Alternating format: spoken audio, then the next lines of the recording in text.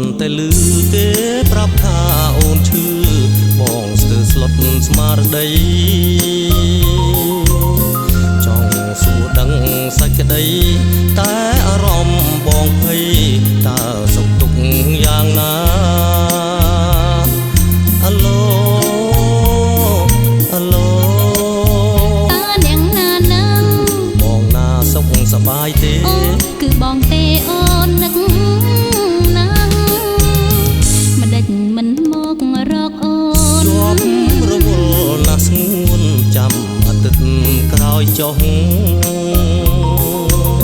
ចាអូននឹងរងចាំកុំភ្លេចសន្យាណាថ្លៃបារម្ភណាស្រីនឹកបងនឹកនឹងថ្លៃចរណៃយើងដូចគ្នាអូនមិនស្ងប់ចិត្តឡើយឮតែសំឡេងចោចា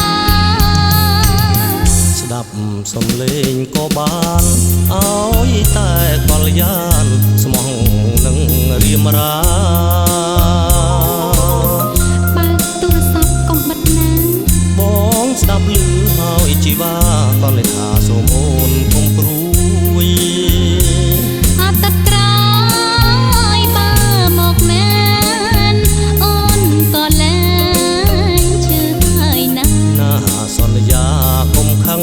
បងនឹងទៅតាមសន្យា